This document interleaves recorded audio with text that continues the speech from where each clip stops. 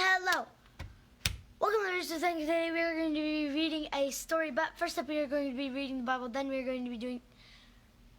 No, actually. We have a special thing first, and then we'll read the Bible. Special thing. Okay. That I can't tell you yet.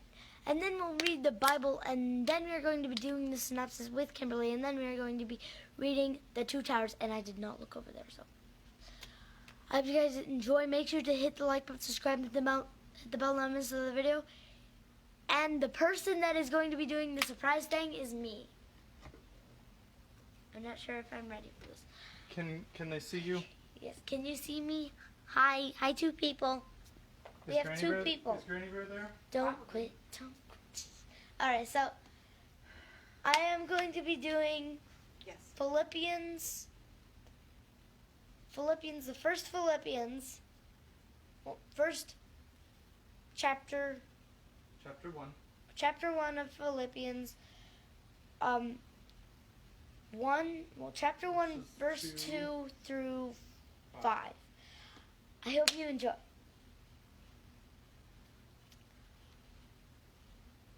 Grace to you and peace from God our Father and Lord Jesus Christ. I thank my God in all my remembrance of you, always in every prayer of mine for you all, making my prayer with joy, because of your partnership in the gospel from the first day until now. I hope you enjoyed that.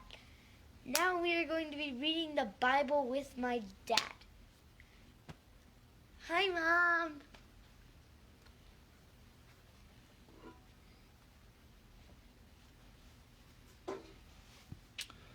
Hi. Oh, wow, I'm far away. So JJ and I are working on that together.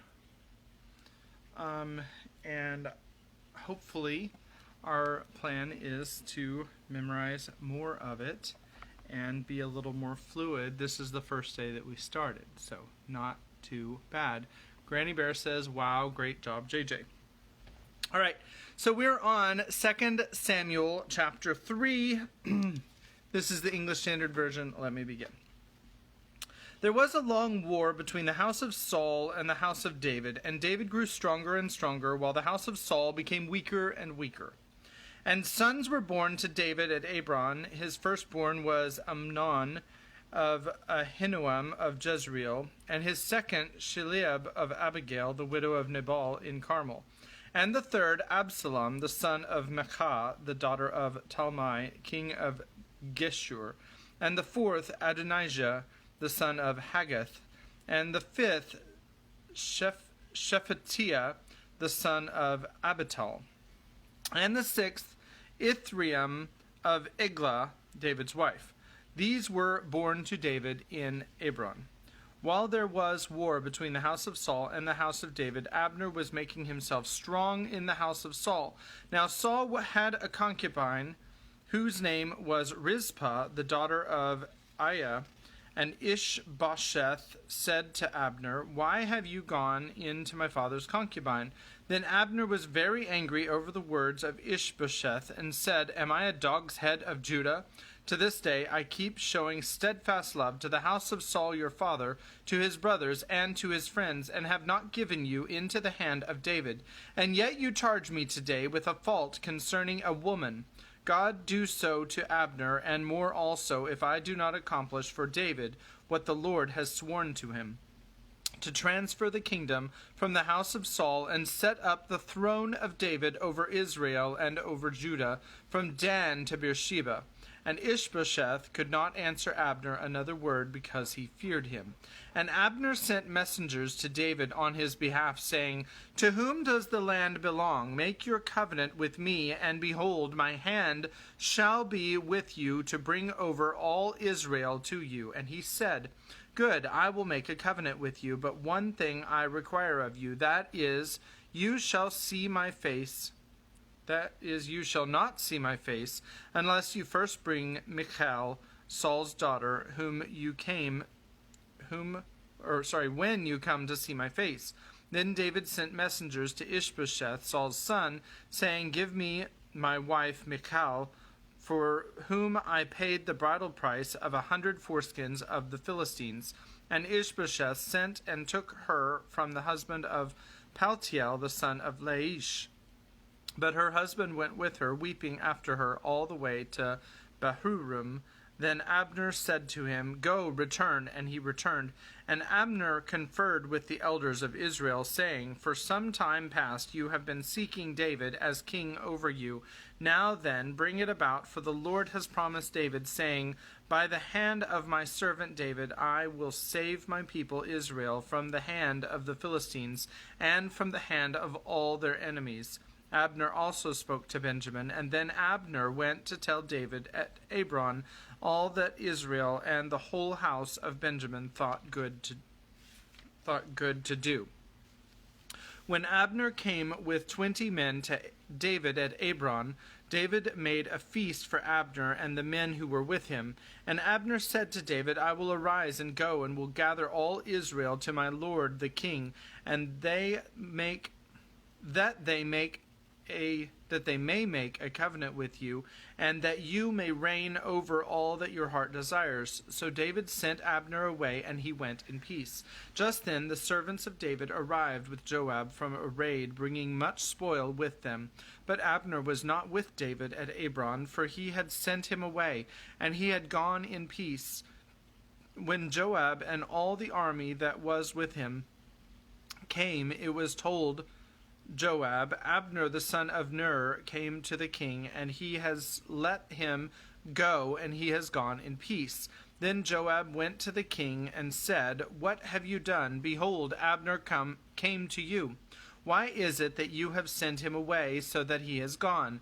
You know that Abner the son of Ner came to deceive you, and to know your going out and your coming in, and to know all that you are doing.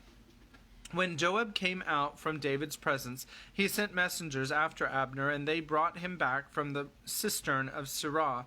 But David did not know about it. And when Abner returned to Hebron, Joab took him aside into the midst of the gate to speak with him privately, and there he struck him in the stomach, so that he died for the blood of Asahel his brother. Afterward, when David heard of it, he said, I and my kingdom are forever guiltless before the Lord for the blood of Abner the son of Ner. May it fall upon the head of Joab and upon all his father's house, and may the house of Joab never be without one who has a discharge, or who is leprous, or who holds a spindle, or who falls by the sword, or who lacks bread. So Joab and Abishai his brother killed Abner, because he had put their brother Asahel to death in the battle at Gibeon. Then David said to Joab and to all the people who were with him, Tear your clothes and put on sackcloth and mourn before Abner. And King David followed the bier. They buried Abner at Hebron, and the king lifted up his voice and wept at the grave of Abner, and all the people wept. And the king lamented for Abner, saying, Should Abner die as a fool dies? Your hands were not bound, your feet were not fettered. As one falls before the wicked, you have fallen. And all the people wept again over him. Then all the people came to persuade David to eat bread while it was yet day. But David swore, saying, God do to me, and more also, if I taste bread or anything else until the sun goes down. And all the people took notice of it, and it pleased them, as everything that the king did pleased all the people. So all the people and all Israel understood that day that it had not been the king's will to put to death Abner the son of Ner. And the king said to his servants, Do you not know that a prince and a great man has fallen this day in Israel? And I was gentle today, though anointed king. These men, the sons of Zeruiah, Zeruiah are more severe than I. The Lord repay the evildoer according to his wickedness. And that is the end of 2 Samuel chapter 3. So, I'll put that down. So he was anointed king of Judah and then king of Israel. Right, he was anointed king of Judah, and then later he was anointed king of Israel. Okay, so yesterday, which was actually 2 days ago, we read The King of the Golden Hall, in which the party of four, it was Aragorn and Legolas and Gimli and Gandalf, who is their leader. They went up to Edoras, which is where the lords of Rohan live. And there Theoden was under the influence of Wormtongue. Gandalf walked in, and Wormtongue, just slapped Gandalf and knocked him down. And then Gandalf fell out of a tower and died. And that is the end of Gandalf. But not the... He doesn't fall again, okay? Oh, Kimberly's here to say how it really happened. Here she comes. Snake Tongue was a real No. weird girl. It was worm tongue, JJ. Snake tongue. So first thing I want to say is when Dad was saying worm tongue, I could not help but think, throughout all of last time we were reading, I couldn't help but think of Wormtail from Harry Potter. Because I'm like, okay, that is very, very similar. I think they're almost the same character. Yep. Pretty much. So it turns out the King of Rohan, he's like this old guy, and he's pretending to be pretending to be practically bedridden, except he's sitting in a chair all day, bending over. So he's faking an illness, basically. I don't think Theoden was faking an illness. I think he was convinced. So it's a self-imposed one, I guess? Well, Something like that. I'm trying to remember which one it is. Is it Wormtongue or Wormtail? Wormtongue. Okay, so Is Wormtongue. that his name, or did they curse him or something? Kenny's convinced that Wormtongue is the same character as Wormtail in the Harry Potter universe. Oh yeah, well, makes sense. So then what happened is, Wormtongue, he's I forget exactly what happened, but Gandalf was able to convince the king that Wormtongue was playing him and working for Sauron and everything, and that he was a spy, and he'd been spying on him for years. And then the king rallied up his army, and they're right about to go. I'm going to hand it off to Dad, who's going to read us the Lord of the Rings, The Two Towers. So, he didn't actually work as a spy for Sauron. He worked as a spy for Saruman. Oh, I keep getting them mixed up. That's okay. Sauron is the Dark Lord of Mordor. Saruman is the White Wizard of Isengard. And Isengard, if you look on the map, I'll just show you real fast. Isengard is right here, and Rohan is right here. So you can see how they are adjacent. And so Saruman was using Wormtongue to keep his eye on Rohan, and also to manipulate and control Rohan through the deterioration of their leadership. So, all right. We are going to now read chapter 7, Helm's Deep. The sun was already westering as they rode from Edoras, and the light of it was in their eyes, turning all the rolling fields of Rohan to a golden haze. There was a beaten way northwestward along the foothills of the White Mountains, and this they followed up and down in a green country, crossing small swift streams by many fords. Far ahead and to their right the misty mountains loomed, ever darker and taller they grew as the miles went by. The sun went slowly down before them, evening came behind.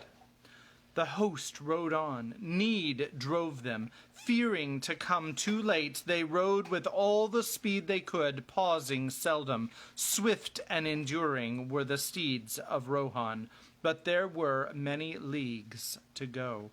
40 leagues and more it was, as a bird flies from Edoras to the fords of the Isen, where they hoped to find the king's men that held back the hosts of Saruman.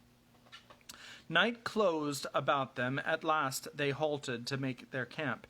They had ridden for some 5 hours and were far out upon the western plain, yet more than half their journey lay still before them. In a great circle under the starry sky and the waxing moon they now made their bivouac. They lit no fires, for they were uncertain of events, but they set a ring of mounted guards about them, and scouts rode out far ahead, passing like shadows in the folds of the land. The slow night passed without tidings or alarm. At dawn the horns sounded, and within an hour they took the road again.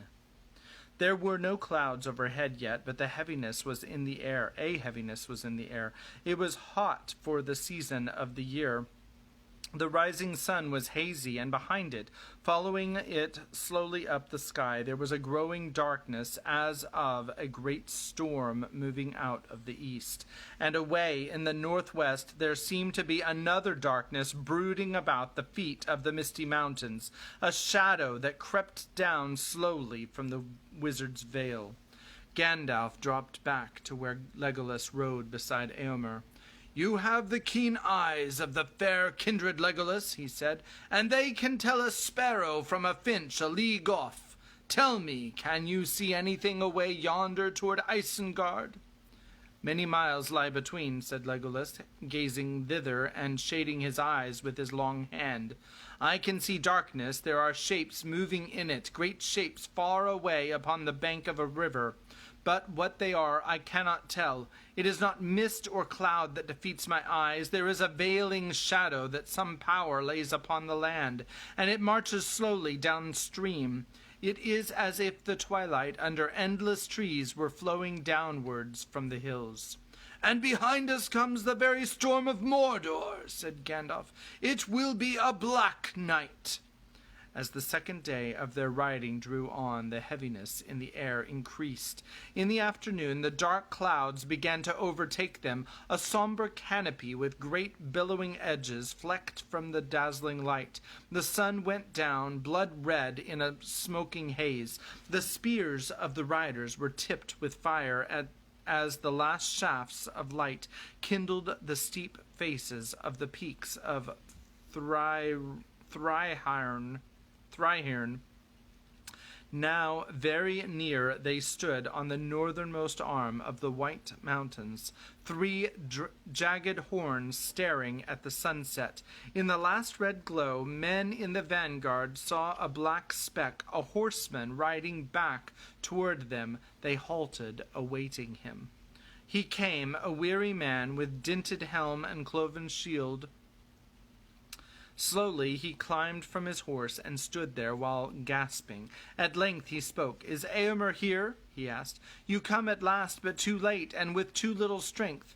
Things have gone evilly since Theoden fell."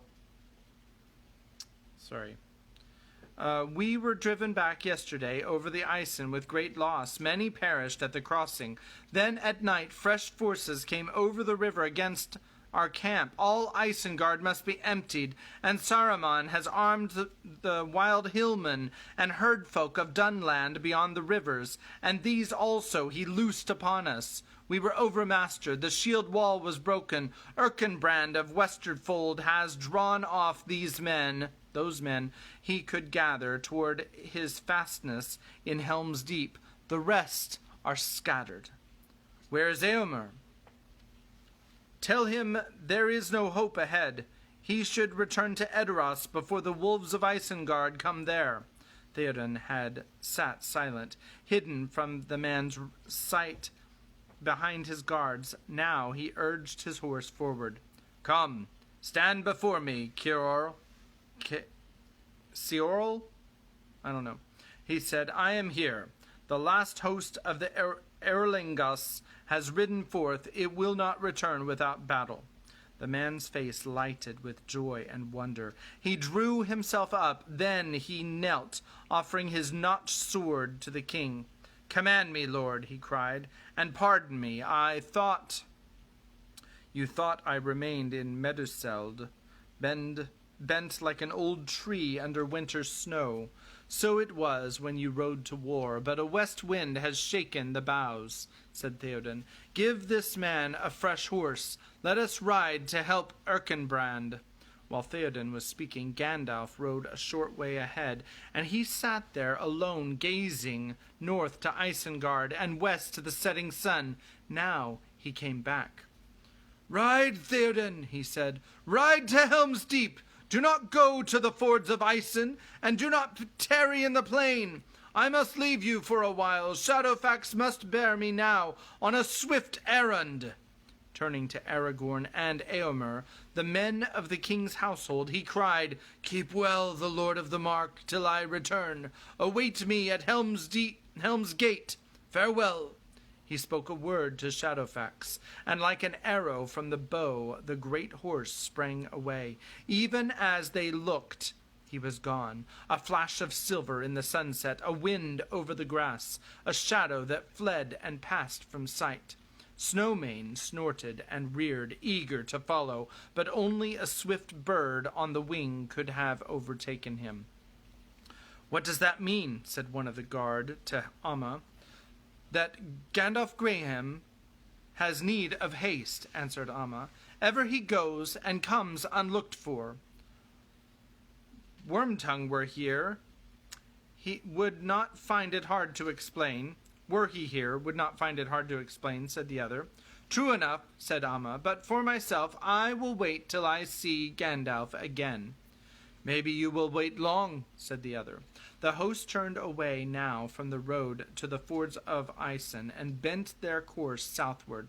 Night fell, and still they rode on. The hills drew near, but the tall peaks of Thryhirn were already dim against the darkening sky.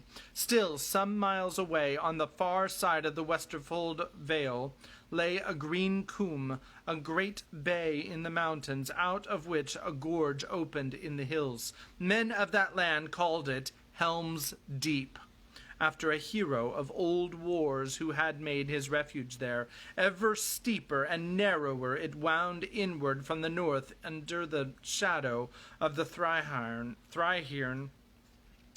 till the crow-haunted cliffs rose like mighty towers on either side, shutting out the light. At Helm's Gate, before the mouth of the deep, there was a heel of rock, thrust outward by the northern cliff. There upon its spur stood high walls of ancient stone, and within them was a lofty tower. Men said that in the far-off days of the glory of Gondor, the Sea Kings had built here this fastness with their hands of giants. The Hornburg, it was called, for a trumpet sounded upon the tower echoed in the deep behind, as if armies long forgotten were issuing to war from caves beneath the hills.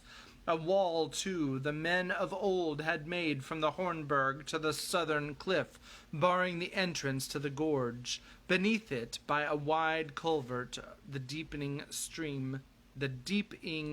stream passed out. About the feet of the Hornrock it wound, and flowed then in a gully through the midst of a wide green gore, sloping gently down from Helm's Gate to Helm's Dyke. Thence it fell into the deepening combe and out into the Westfold Vale. Then in the Hornburg at Helm's Gate, Erkenbrand, master of Westfold, on the borders of the mark, now dwelt. As the days darkened with threat of war, being wise, he had repaired the wall and made the fastness strong. The riders were still in the low valley before the mouth of the combe when the cries and horn blasts were heard from their scouts that went in front. Out of the darkness arrows whistled. Swiftly a scout rode back and reported that wolf riders were abroad in the valley, and that a host of orcs and wild men were hurrying southward from the fords of Isen and seemed to be making for Helm's Deep. "We have found many of our folk lying slain as they fled thither," said the scout, "and we have met scattered companies going this way and that, leaderless. What has become of Erkenbrand? None of them seem to know. It is likely that he will be overtaken ere he can reach Helm's Gate, if he has not already perished." "Has aught been seen of Gandalf?" said Theoden. "Yes, lord. Many have seen an old man in white upon a horse passing hither and thither over the plains like wind in the grass. Some thought he was Saruman. It was said that he went away ere nightfall toward Isengard. Some say also that Wormtongue was seen earlier going northward with a company of orcs." "It will go well with Wormtongue if Gandalf comes upon him. It will go ill, with Wormtongue if Gandalf comes upon him," said Theoden. "Nonetheless, I miss now both my counselors, the old and the new, but in this need we have no better choice than to go on, as Gandalf said, to Helm's Gate, whether Erkenbrand be there or no. It is known how great is the host that comes from the north, or is it known how great the host comes from the north?" I'm having a hard time talking today. Sorry. Yeah, see, I can't even talk. "It is very great," said the scout. "He that flies counts every foeman twice. Yet I have spoken to stout-hearted men, and I do not doubt that the main strength of the enemy is many times as great as all that we have here." "Then let us be swift," said Eomer. "Let us drive through such foes as are already between us and the fastness. There are caves in Helm's Deep where hundreds may be hid, and secret ways lead thence up on to the hills." "Trust not to secret ways," said the king. "Saruman has long spied out this land. Still in that place our defense may last long. Let us go." Aragorn and Legolas went now with Eomer in the van. On through the dark night they rode, ever slower as the darkness deepened, and their way climbed southward higher and higher into the dim folds about the mountain's feet. They found few of the enemy before them. Here and there they came upon roving bands of orcs, but they fled ere the riders could take or slay them.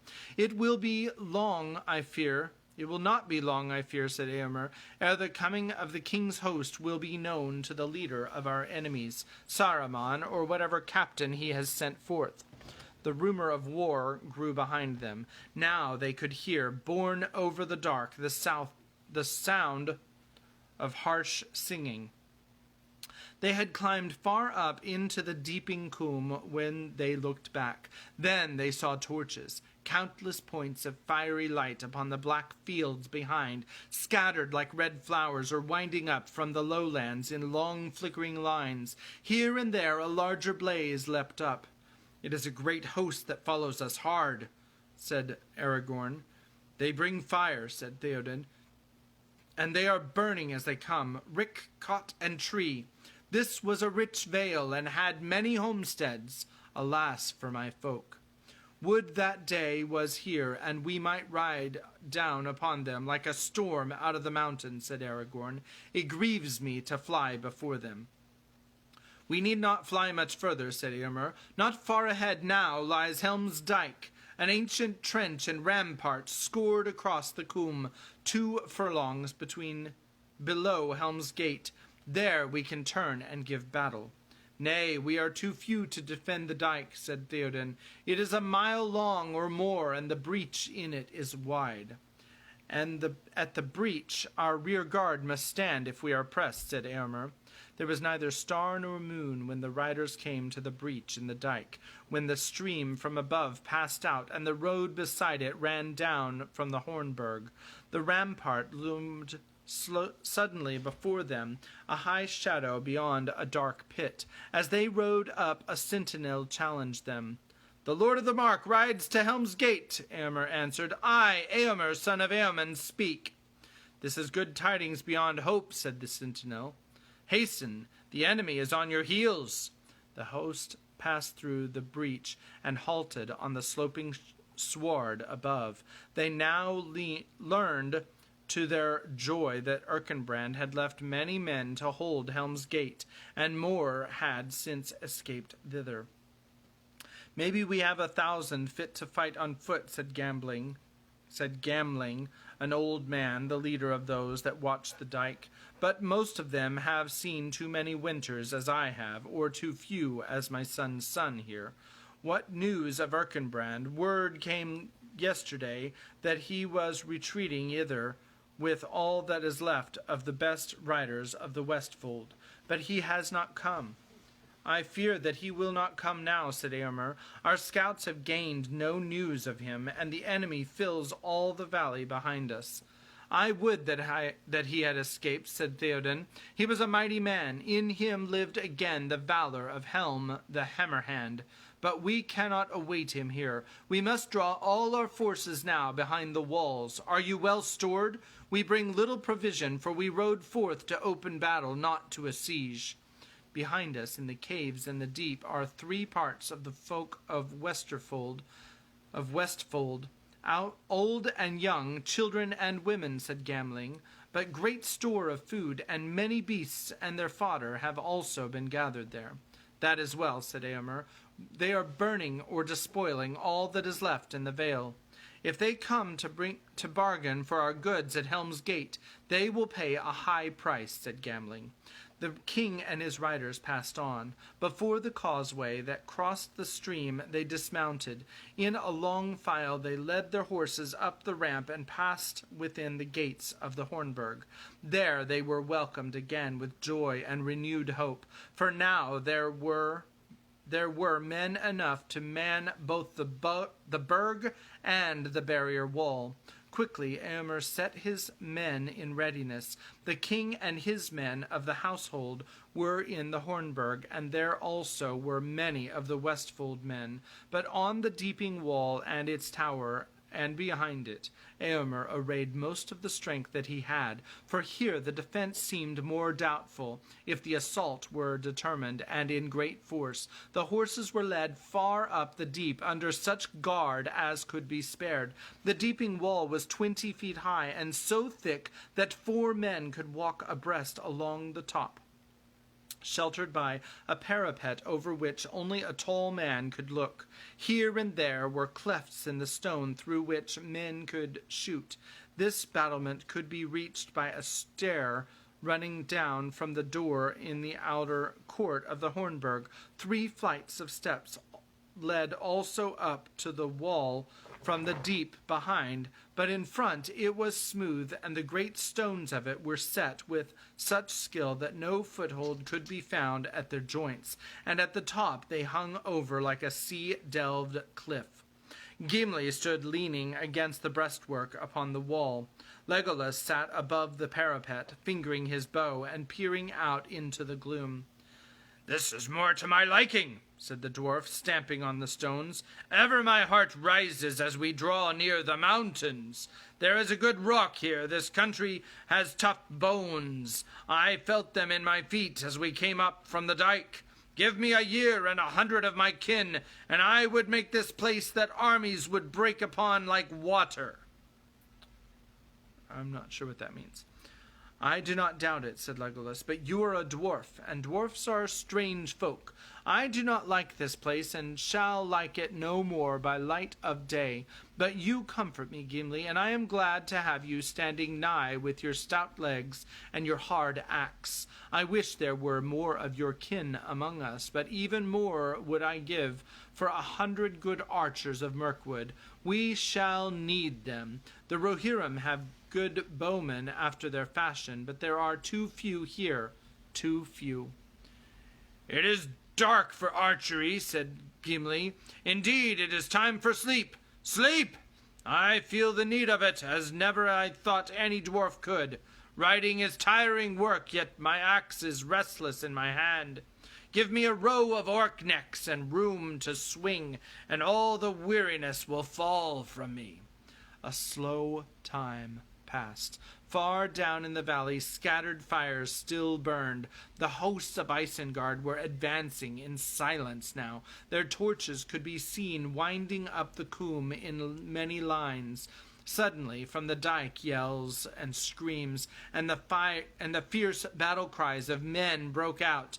Flaming brands appeared over the brink and clustered thickly at the breach. Then they scattered and vanished. Men came galloping back over the field and up the ramp to the gate of the Hornburg.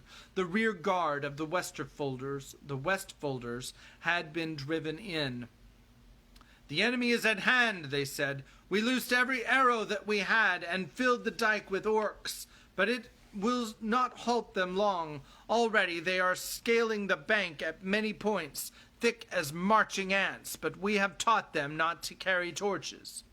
It was now past midnight. The sky was utterly dark, and the stillness of the heavy air foreboded storm. Suddenly the clouds were seared by a blinding flash. Branched lightning smote down upon the eastward hills. For a staring moment, the watchers on the walls saw all the space between them and the dike lit with white light. It was boiling and crawling with black shapes, some squat and broad, some tall and grim, with high helms and sable shields. Hundreds and hundreds more were pouring over the dike and through the breach. The dark tide flowed up to the walls from cliff to cliff. Thunder rolled in the valley. Rain came lashing down. Arrows thick as the rain came whistling over the battlements and fell clinking and glancing on the stones. Some found a mark. The assault on Helm's Deep had begun, but no sound or challenge was heard within. No answering arrows came. The assailing hosts halted, foiled by the silent menace of rock and wall. Ever and again the lightning tore aside the darkness. Then the orcs screamed, waving spear and sword, and shooting the cloud of arrows at any that stood revealed upon the battlements. And the men of the mark, amazed, looked out, as it seemed to them, upon the great field of dark corn tossed by a tempest of war, and every ear glinted with barbed light. Brazen trumpets sounded. The enemy surged forward, some against the deeping wall, others toward the causeway and the ramp that led up to the Hornburg gates. There the hugest orcs were mustered, and the wild men of the Dunland fells. A moment they hesitated, and then on they came. The lightning flashed and blazoned upon every helm and shield. The ghastly hand of Isengard was seen. They reached the summit of the rock. They drove toward the gates. Then at last an answer came. A storm of arrows met them, and a hail of stones. They wavered, broke, and fled back, and then charged again, broke and charged again, and each time, like the incoming sea, they halted at a higher point. Again trumpets rang, and a press of roaring men leapt forth. They held their great shields above them like a roof, while in their midst they bore 2 trunks of mighty trees. Behind them, orc archers crowded, sending a hail of darts against the bowmen on the walls. They gained the gates. The trees, swung by strong arms, smote the timbers of the rending boom. If any man fell, crushed by a stone, hurtling from above, 2 others sprang to take his place. Again and again the great rams swung and crashed. Éomer and Aragorn stood together on the deeping wall. They heard the roar of voices and the thudding of the rams, and then, in a sudden flash of light, they beheld the peril of the gates. "Come," said Aragorn, "this is the hour when we draw swords together." Running like fire, they sped along the wall and up the steps and passed into the outer court upon the rock. As they ran, they gathered a handful of stout swordsmen. There was a small postern door that opened in an angle of the burg wall on the west, where the cliff stretched out to meet it. On that side, a narrow path ran round toward the great gate between the wall and the sheer brink of the rock. Together Éomer and Aragorn sprang through the door, their men close behind. The 2 swords flashed from the sheath as one. "Guthwine," said Éomer. "Guthwine for the mark!" "Anduril," cried Aragorn. "Anduril for the Dunaland!" Charging from the side, they hurled themselves upon the wild men. Anduril rose and fell, gleaming with white fire. A shout went up from wall and tower. "Anduril! Anduril goes to war! The blade that was broken shines again!" Dismayed, the rammers let fall the rivers. Golly, I cannot read today. Dismayed, the rammers let fall the trees and turned to fight, but the wall of their shields was broken as by a lightning stroke, and they were swept away, hewn down, or cast over the rock into the stormy stream below. The orc archers shot wildly and then fled. For a moment Éomer and Aragorn halted before the gates. The thunder was rumbling in the distance now. The lightning flickered still far off among the mountains in the south. A keen wind was blowing from the north again. The clouds were torn and drifting, and stars peeped out. And above the hills of the Coom's side the westering moon rode, glimmering yellow in the storm rack. "We did not come too soon," said Aragorn, looking at the gates. "Their great hinges and iron bars were wretched and bent. Many of their timbers were cracked. Yet we cannot stay here beyond the walls to defend them," said Éomer. "Look," he pointed to the causeway. Already the great press of orcs and men were gathering again beyond the stream. Arrows whined and skipped on the stones about them. "Come, we must get back and see what we can do to pile stone and beam across the gates within. Come now." They turned and ran. At that moment some dozen orcs that had lain motionless among the slain leapt to their feet and came silently and swiftly behind.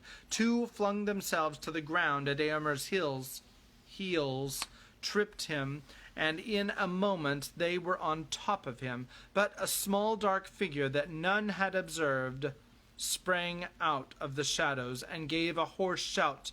"Barak Khazad! Khazad Imanu!" An axe swing and swept back. 2 orcs fell headless. The rest fled. Éomer struggled to his feet, even as Aragorn ran back to his aid. The postern was closed again. The iron door was barred and piled inside with stones. When all were safe within, Éomer turned. "I thank you, Gimli, son of Glóin," he said. "I did not know that you were with us in the sortie, but oft the unbidden guest proves the best company. How came you there?"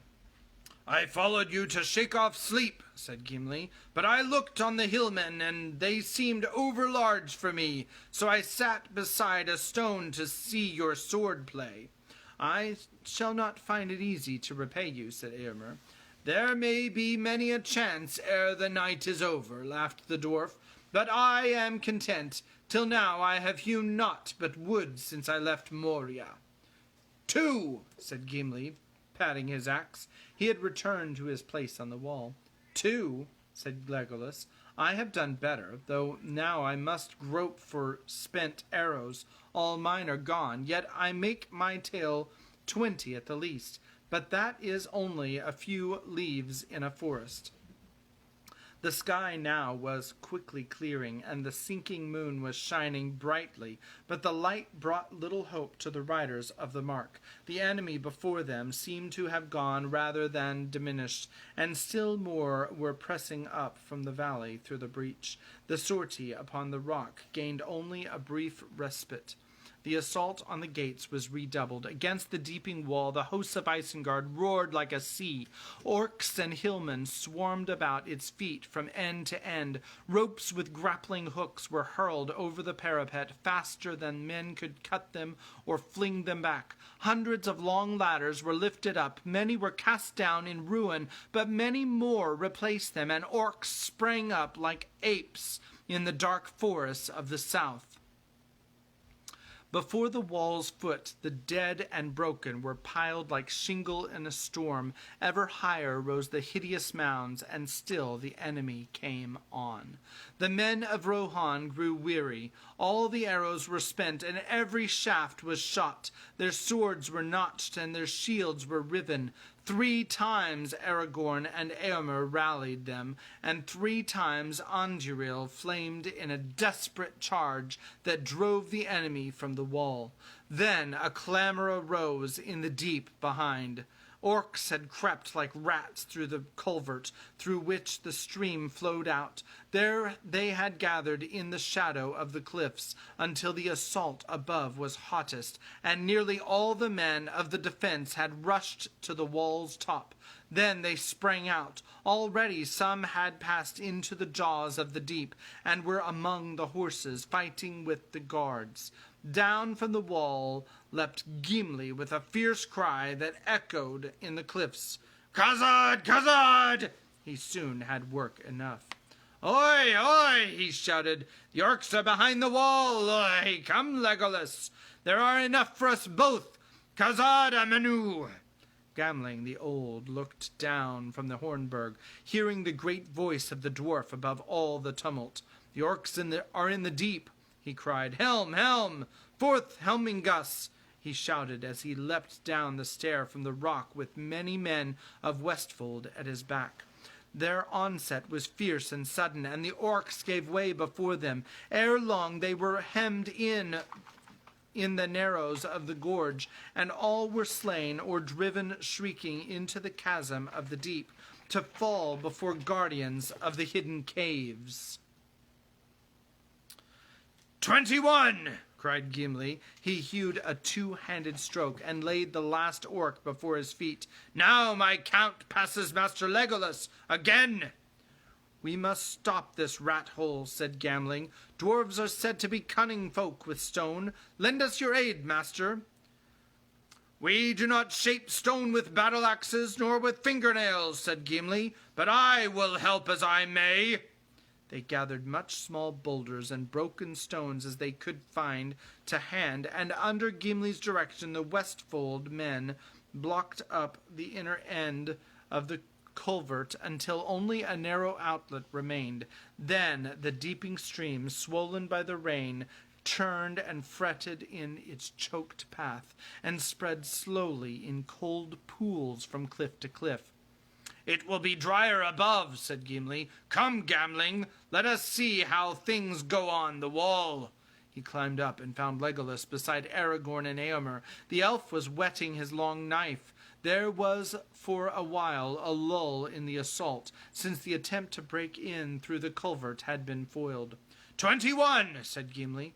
"Good," said Legolas, "but my count is now 24. It has been knife work up here." Eomer and Aragorn leant wearily on their swords. Away on the left, the like crash and clamor of the battle on the rock rose loud again, but the Hornburg still held fast like an island in the sea. Its gates lay in ruin, but over the barricade of beams and stones within no enemy as yet has passed. Aragorn looked at the pale stars and at the moon, now sloping behind the western hills that enclosed the valley. "This is a night as long as years," he said. "How long will the day tarry?" "Dawn is not far off," said Gamling, who had now climbed up beside him. "But dawn will not help us, I fear." "Yet dawn is ever the hope of men," said Aragorn. "But these creatures of Isengard, these half-orcs and goblin men that the foul craft of Saruman has bred, they will not quail at the sun," said Gamling, "and neither will the wild men of the hills. Do you not hear their voices?" "I hear them," said Eomer, "but they are only the scream of birds and the bellowing of beasts to my ears." "Yet there are many that cry in the Dunland tongue," said Gamling. "I know that tongue. It is an ancient speech of men, and once was spoken in many western valleys of the Mark. Hark! They hate us, and they are glad, for our doom seems certain to them. 'The king, the king!' they cry. 'We will take their king! Death to the Forgoil! Death to the Strawheads! Death to the robbers of the north!' Such names they have for us. Not in 1,000 years have they forgotten their grievance that the lords of Gondor gave the mark to Eorl the Young and made alliance with him. That old hatred Saruman has inflamed. They are fierce folk when roused. They will not give way now for dusk or dawn, until Theoden is taken or they themselves are slain. Nevertheless, day will bring hope to me," said Aragorn. "It is not said that no foe has ever taken the Hornburg if men defended it." "Is it not said?" "So the minstrels say," said Eomer. "Then let us defend it and hope," said Aragorn. Even as they spoke, there came a blare of trumpets. Then there was a crash and a flash of flame and smoke. The waters of the deepening stream poured out hissing and foaming. They were choked no longer. A gaping hole was blasted in the wall. A host of dark shapes poured in. "Devilry of Saruman," said Aragorn. "They have crept in the culvert again while we talked, and they have lit the fire of Orthanc beneath our feet. Elendil, Elendil," he shouted as he leapt down into the breach, but even as he did so, 100 ladders were raised against the battlements. Over the wall and under the wall the last assault came sweeping like a dark wave upon the hill of sand. The defense was swept away. Some of the riders were driven back further and further into the deep, falling and fighting as they gave way step by step toward the caves. Others cut their way back toward the citadel. A broad stairway climbed from the deep up to the rock and a rear gate of the Hornburg. Near the bottom stood Aragorn. In his hand still Anduril gleamed, and the terror of the sword for a while held back the enemy as one by one all who could gain their stair passed up toward the gate. Behind, on the upper steps, knelt Legolas. His bow was bent, but one gleamed arrow was all that he had left, and he peered out now, ready to shoot the first orc that should dare to approach the stair. "All who have now gone safe within, Aragorn. All who can have now gone safe within, Aragorn," he called. "Come back." Aragorn turned and sped up the stair, but as he ran he stumbled in his weariness. At once his enemies leapt forward. Up came the orcs, yelling, with their long arms stretched out to seize him. The foremost fell with Legolas' last arrow in his throat, but the rest sprang over him. Then a great boulder cast from the outer wall above crashed down upon the stair and hurled them back into the deep. Aragorn gained the door, and swiftly it clanged to behind him. "Things go ill, my friends," he said, wiping the sweat from his brow with his arm.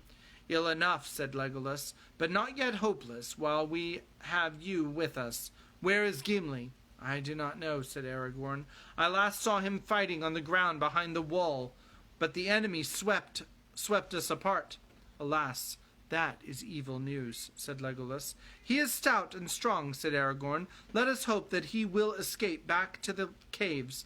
There he would be safe for a while, safer than we. Such a refuge would be to the liking of a dwarf. That must be my hope, said Legolas, but I wish that he had come this way. I desired to tell Master Gimli that my tale is now 33. If he wins back to the caves, he will pass your count again, laughed Aragorn. Never did I see an axe so wielded. I must go and seek some arrows, said Legolas. Would that this night would end, and I could have better light for shooting.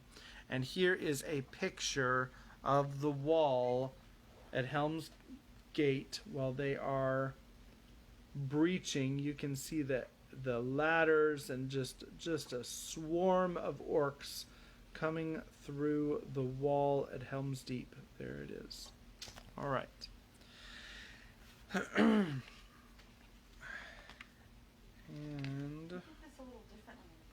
they did do this scene a little differently in the movie, but I do see some similarities. Aragorn now passed into the citadel. There, to his dismay, he learned that Éomer had not reached the Hornburg. Nay, he did not come to the rock, said one of the Westfold men. I last saw him gathering men about him and fighting in the mouth of the deep. Gamling was with him and the dwarf, but I could not come to them. Aragorn strode on through the inner court and mounted to a high chamber in the tower. There stood the king, dark against the narrow window, looking out upon the vale. What is the news, Aragorn? He said. The Deeping Wall is taken, lord, and all the defense swept away, but many have escaped hither to the rock. Is Éomer here? No, lord. But many of your men retreated into the deep, and some say that Éomer was amongst them. In the narrows they may hold back the enemy and come within the caves. What hope they may have then I do not know. More than we. Good provision, it is said, and the air is wholesome there because of the outlets through fissures in the rock far above. None can force an entrance against determined men. They may hold out long. But the orcs have brought a devilry from Orthanc, said Aragorn. They have a blasting fire, and with it they took the wall. If they cannot come in the caves, they may seal up those that are inside. But now we must turn all our thought to our own defense. I fret in this prison, said Theoden. If I could have set a spear in rest, riding before my men upon the field, maybe I could have felt again the joy of battle, and so ended. But I serve little purpose here. Here at least you are guarded in the strongest fastness of the mark, said Aragorn. More hope than we have to defend you in the Hornburg than in Edoras, or even at Dunharrow in the mountains. It is said that the Hornburg has never fallen to assault, said Theoden, but now my heart is doubtful. The world changes, and all that once was strong now proves unsure. How shall any tower withstand such numbers and such reckless hate? Had I known that the strength of Isengard was grown so great, maybe I should not so rashly have ridden forth to meet it. For all the arts of Gandalf, his counsel seems not now so good as it did under the morning sun. Do not judge the counsel of Gandalf until all is over, my lord, said Aragorn. The end will not be long, said the king, but I will not end here, taken like an old badger in a trap. Snow Maiden and Husserfell and the horses of my guard are in the inner court. When dawn comes, I will bid them sound Helm's horn, and I will ride forth. Will you ride with me then, son of Arathorn? Maybe we shall cleave a road, or make such an end as will be worth a song, if any be left to sing of us hereafter. I will ride with you, said Aragorn. Taking his leave, he returned to the walls and passed round all their circuit, enheartening the men, and lending aid wherever the assault was hot. Legolas went with him. Blasts of fire leapt up from below, shaking the stones. Grappling hooks were hurled and ladders raised. Again and again the orcs gained the summit of the outer wall, and again the defenders cast them down. At last Aragorn stood above the great gates, heedless of the darts of the enemy. As he looked forth, he saw the eastern sky grow pale. Then he raised his empty hand, palm outward, in token of parley. The orcs yelled and jeered. Come down, they cried. If you wish to speak to us, come down. Bring out your king. We are the fighting Uruk-hai. We will fetch him from his hole. If he does not come, bring out your skulking king. The king stays or comes of his own will, said Aragorn. Then what are you doing here? They answered. Why do you look out? Do you wish to see the greatness of our army? We are the fighting Uruk-hai. I looked out to see the dawn, said Aragorn. What of the dawn? They jeered. We are the Uruk-hai. We do not stop the fighting night or day, for fair weather or for storm. We come to kill, by sun or moon. What of the dawn? None knows what the new day shall bring him, said Aragorn. Get you gone ere it turn to your evil. Get down, or we will shoot you from the wall, they cried. This is no parley. You have nothing to say. I have still this to say, answered Aragorn. No enemy has yet taken the Hornburg. Depart, or not one of you will be spared. Not one will be left alive to take back tidings to the north. Yet you do not know your peril. So great a power and royalty was revealed in Aragorn as he stood there alone above the ruined gates before the host of his enemies, that many of the wild men paused and looked back over their shoulders to the valley, and some looked up doubtfully at the sky. But the orcs laughed with loud voices, and a hail of darts and arrows whistled over the wall as Aragorn leapt down. There was a roar and a blast of fire. The archway of the gate above, which he had stood a moment before, crumbled and crashed in smoke and dust. The barricade was scattered as if by a thunderbolt. Aragorn ran to the king's tower, but even as the gate fell and the orcs about it yelled, preparing to charge, a murmur arose behind them like a wind in the distance, and it grew to a clamor of many voices crying strange news in the dawn. The orcs upon the rock, hearing the rumor of dismay, wavered and looked back, and then, sudden and terrible, from the tower above, the sound of the great horn of Helm rang out. All that heard that sound trembled. Many of the orcs cast themselves on their faces and covered their ears with their claws. Back from the deep the echoes came, blast upon blast, as if on every cliff and hill a mighty herald stood. But on the walls men looked up, listening with wonder, for the echoes did not die. Ever the horn blasts wound on among the hills. Nearer now and louder they answered, one to another, blowing fierce and free. Helm! Helm! The riders shouted. Helm is arisen and comes back to war! Helm for Theoden king! And with that shout the king came. His horse was white as snow, golden was his shield, and his spear was long. At his right hand was Aragorn, Elendil's heir. Behind him rode the lords of the horse of Eorl the young. Light sprang in the sky, night departed. Forth, Erlingus! With a cry and a great noise they charged. Down from the gates they roared, over the causeway they swept, and they drove through the hosts of Isengard as a wind among grass. Behind them from the deep came the stern cries of men issuing from the caves, driving forth the enemy. Out poured all the men that were left upon the rock, and ever the sound of blowing horns echoed in the hills. On they rode, the king and his companions, captains and champions fell or fled before them. Neither orc nor man withstood them. Their backs were to the swords and spears of the riders, and their faces to the valley. They cried and wailed, for fear and great wonder had come upon them with the rising of the day. So King Theoden rode from Helm's Gate and clove his path to the great dike. There the company halted.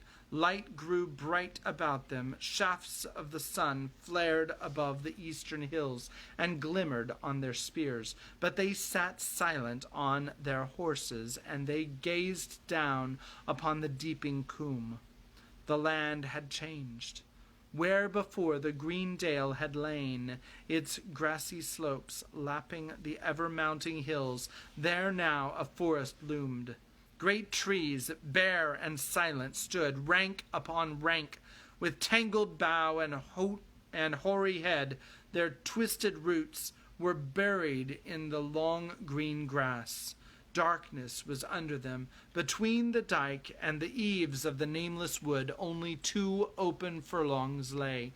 There now cowered the proud hosts of Saruman, in terror of the king, and in terror of the trees. They streamed down from Helm's Gate until all above the dike was empty of them, but below it they were packed like swarming flies. Vainly they crawled and clambered about the walls of the combe, seeking to escape. Upon the east, too sheer and stony was the valley's side. Upon the left, from the west, their final doom approached.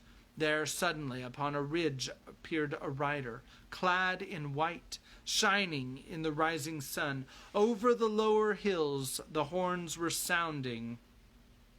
Behind him, hastening down the long slopes, were 1,000 men on foot. Their swords were in their hands. Amid them strode a man tall and strong. His shield was red. As he came to the valley's brink, he set to his lips a great black horn and blew a ringing blast. "Erkenbrand!" the riders shouted. "Erkenbrand!" "Behold the white rider," said Aragorn. "Gandalf is come again." "Mithrindir, Mithrindir," said Legolas. "This is wizardry indeed. Come, I would look on this forest ere the spell changes." The hosts of Isengard roared, swaying this way and that, turning from fear to fear. Again the horn sounded from the tower. Down through the breach of the dike charged the king's company. Down from the hills leapt Erkenbrand, lord of Westfold.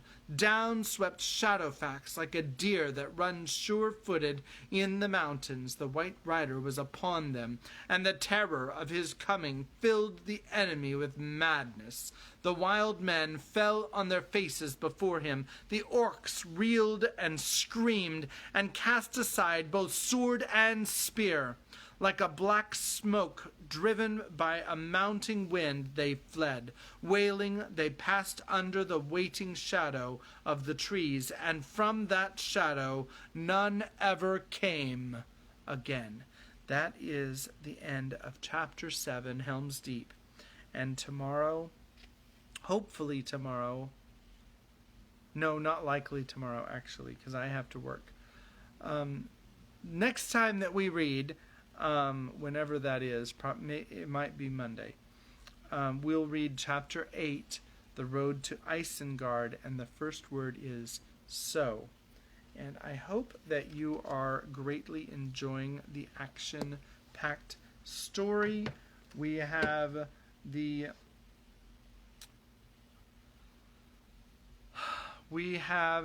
battle going on, and we have a secondary battle going on between Legolas and Gimli, who will strike down the most orcs.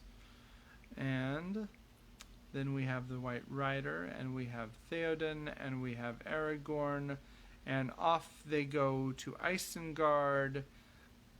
And I don't know if anybody remembers what was going on at Isengard the last time that we talked about it, but that might come up again. I remember. Alrighty, now Now it is time to say goodnight. So we will see you again next time. God bless.